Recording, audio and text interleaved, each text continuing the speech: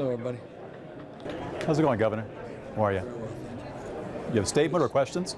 No statement. Okay, yeah. We're curious about we're curious about the blackouts this week. I wonder whether you see this as necessary, number one, and if it is necessary, whether it's being restricted to a small enough area. Yeah, I mean, look, the experts are assessing the weather. The experts make that determination. It's not a political decision. And nor has that been the case on those agencies, particularly the IOUs in Southern California, that have utilized PSPS as a best practice, San Diego being a specific example of that. So A, don't politicize it. B, the assessment of the experts based upon our Office of Emergency Services and the weather patterns that look to be coming in do associate themselves with high danger, high risk wildfire. And so the appropriateness of considering it, I think, is there. The question of scale and scope always is something that needs to be adjudicated and determined, and that's the great burden of this.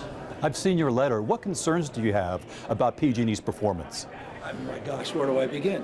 Let's establish the predicate. For decades, they have neglected investing in undergrounding and hardening their infrastructure.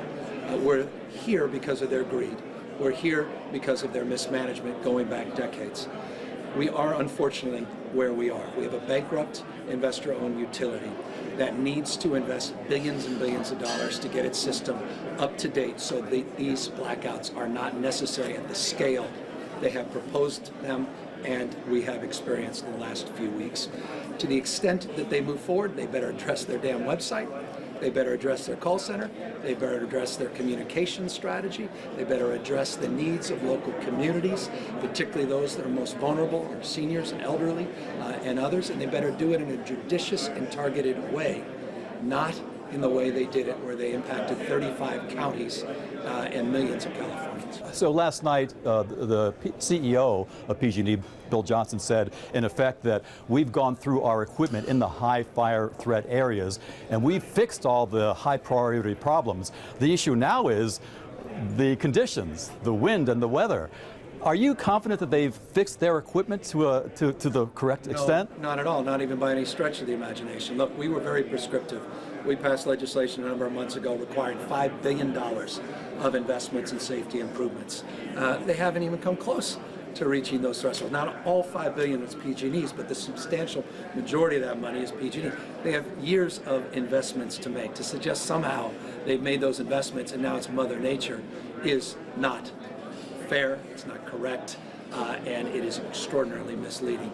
At the end of the day, I do want to remind folks, San Diego Gas and Electric, back in 2007, popularized the ability to target blackouts, but it's a few hundred customers, it's a few dozen customers, and it's an appropriate strategy when humidity drops below 20%, when you have sustained winds north of 25, 30 miles an hour, and gusts north of 45 miles an hour. In fact, had they done that at the campfire, PG&E, we would not have had the destruction and the lives lost. So it's an appropriate tool in isolation when you can target it, but that requires modern equipment, and that is where they've fallen short. Governor, it's been only 2 weeks since the last power outage.